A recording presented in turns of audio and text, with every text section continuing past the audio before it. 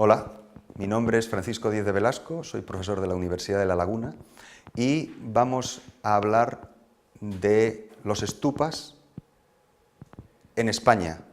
Se trata de un monumento budista relativamente desusado fuera de Asia y que ha tenido un cierto crecimiento en los últimos años en nuestro país. Destaca y ejemplifica un nuevo patrimonio religioso budista, distinto al habitual al que estamos acostumbrados en nuestro país, y que, en cierto modo, produce un choque estético, puesto que no solemos tener una suficiente carga de referencias para llegar a entenderlo, para entender de qué se trata, ¿no? De qué se trata. Pero una característica del budismo en España y en general fuera de Asia es que se trata de una religión muy poco estigmatizada, una religión que tiene un cierto atractivo y que justamente los stupas nos van a servir como ejemplo para evidenciar ese atractivo en que, en vez de verse como un monumento extraño, como un monumento extranjero, se ven como un monumento atractivo, un monumento extraordinario y destacado. De hecho, finalmente, lo que nos evidencia este nuevo patrimonio religioso budista en nuestro país es la riqueza de la pluralidad religiosa en España, máxime en un país que hace poco más de una generación se caracterizaba por no tener más que una sola mirada hacia la religión, la mirada que caracterizaba a la religión nacional hasta ese momento, que era el catolicismo, ¿no?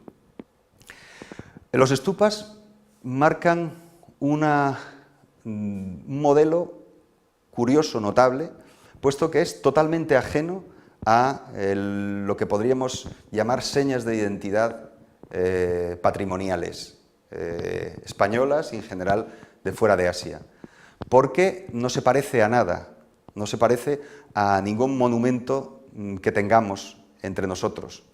No es un lugar de culto. Los lugares de culto budistas se parecen bastante o en cierto modo se parecen a los lugares de culto cristianos en su estructura general, en la estructura como construcción. Pero el stupa es distinto, es un elemento nuevo, es un elemento extraño. El primero que se construyó fue en 1990 en Oselling, el monasterio de Oselling en la Alpujarra Granadina. Aquí pueden ver cómo es un stupa, qué forma tiene, distinta. Simboliza, en cierto modo, una montaña y tiene la función de incluir en su interior reliquias. En los primeros monumentos de este tipo eran, o se dice que eran de Buda, y se incluyen también en su interior las escrituras budistas y elementos budistas en general que convierten al monumento en un lugar de peregrinación hacia el que acceden quienes visitan todas estas zonas y, dejándolo siempre a su derecha, dan vueltas a su alrededor. Este es el de Oselling, en la Alpujarra Granadina. Como se puede ver al fondo, el territorio en el que se sitúa, que es una zona montañosa, a decir de quienes viven allí y de los lamas que han venido de Tíbet, parecida al Tíbet, de ahí es que lo hayan buscado esos emplazamientos. Aquí lo pueden ver con mayor medida al fondo, el Valle de Bubión, la Sierra Nevada, y el stupa, marcando un territorio notable, distinto, curioso. Segundo que se construyó en España fue justamente, así como el anterior está en Andalucía, en la Sierra Nevada andaluza, en el Pirineo aragonés, en el monasterio d'Axancayu, en la provincia de Huesca, cerca del pueblo de Panillo. Aquí se puede ver cómo es ese monumento, caracterizado frente al anterior y frente a muchos de los otros stupas, porque incluye en su interior una sala, que es la que podemos ver aquí. una sala de meditación en el interior del monumento. El tercero que se construyó 2 años después, en 1994, fue el stupa de Carmagén, en las cercanías de Vélez, Málaga, en una zona montañosa de la Axarquía malagueña.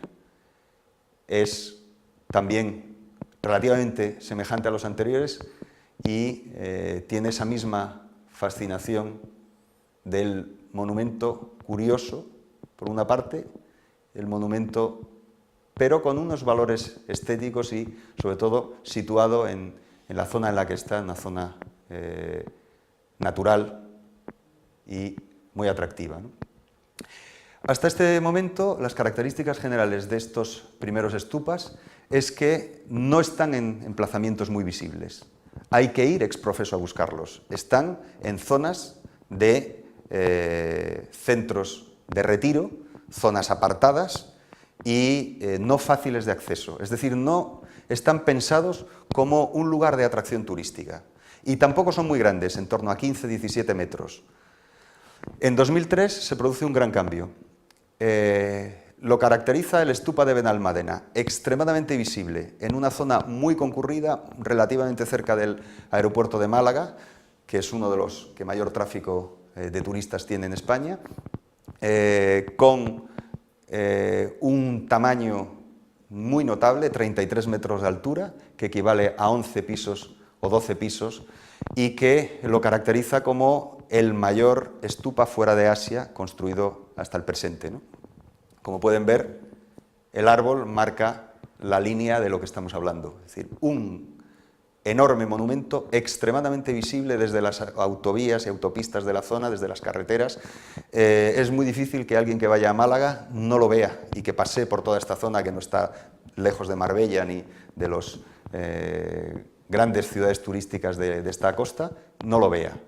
Aquí tienen más detalles de lo masivo que es el monumento, más ejemplos de la figura humana a la escala que queda en todo este masivo monumento, las banderolas tibetanas, el capuchón del monumento, la figura que lo preside, que es Buda en meditación en el momento de acceder al despertar, a la iluminación, se llama stupa de la iluminación por esa razón, y en el interior una gran sala de más de 100 metros cuadrados con una estatua de culto grande y toda una serie de imágenes de la vida de Buda, desde su nacimiento, que es lo que encontramos en esta parte, predicación, sus discípulos, hasta su muerte, rodeado de sus discípulos. Es decir, un compendio de la historia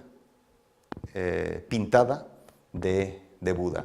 Aquí ven que se trata de un monumento que no es turístico, no es solo turístico, sino que se utiliza para ceremonias y, en este caso, la circunambulación, el rodear el monumento, rodear el stupa, dirigido por 2 lamas tibetanos y alrededor la gente que hace ese recorrido. Es decir, en este monumento se unen, por una parte, la acción religiosa budista y, por otra parte, la acción turística que ha llevado desde 2003 a que haya sido visitado por casi un millón de personas que, evidentemente, no pueden ser budistas, solo una pequeña parte lo son, ¿no?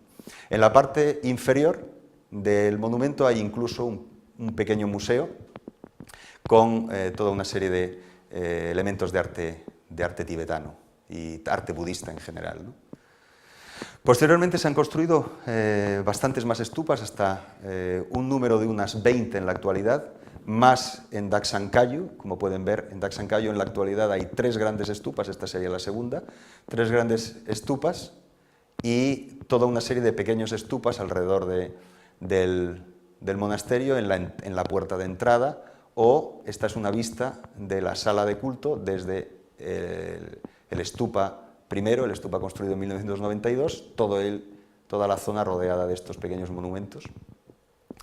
En otros lugares, pues por ejemplo, el Parque Natural del Garraf en Barcelona, en las cercanías de Barcelona, se encuentra un monasterio relativamente famoso llamado Sakya Tashi Ling, en que también han construido un un stupa de este tipo. No es tan masivo, evidentemente, como el de Benalmádena, que rompe todas las normas, pero es un stupa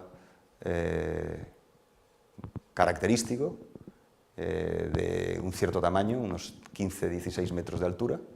Aquí pueden ver más detalles. Y una característica curiosa es que en algunos casos se incluye el stupa en otros modelos patrimoniales anteriores. En este caso tenemos embutido en una fuente modernista un stupa. Esto también corresponde al Sakyata Siling, aquí lo ven con más detalle. Es la mezcla de dos estilos, un estilo oriental y el estilo modernista catalán muy característico. Esto nos da un pulso de lo que está ocurriendo en la actualidad con el patrimonio religioso en España y con la inclusión de los elementos budistas en ese patrimonio. Más detalles, pues hay otros en otras zonas, en Oselín, este pequeño stupa conmemorativo del que fue el maestro del lugar, o este stupa en el Olivar del Buda, que se parece más a los stupas de la India, los más antiguos, que a los stupas tibetanos que hemos visto hasta ahora. En resumen, nos encontramos con que hay un nuevo patrimonio budista muy destacado, del que hemos escogido el ejemplo de los stupas, pero también están otros ejemplos, como pueden ser los monasterios o como pueden ser los centros de culto. Los stupas, ¿qué característica tienen? El choque estético que producen, pero nos evidencian algo, desde mi punto de vista, bastante notable, y es que el budismo no es una religión en España, ni en general en el mundo occidental, no es una religión estigmatizada, y se permite e incluso se gustan estos monumentos, por muy extraños que parezcan, por muy ajenos que puedan resultar. Un último ejemplo.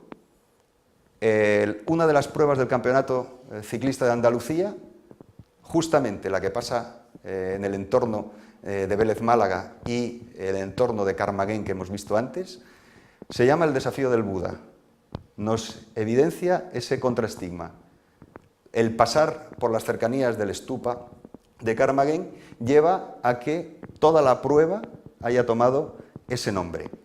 Nos ilustra un momento del mundo patrimonial religioso español que resulta muy interesante, que es la apertura indudable hacia la diversidad. Gracias.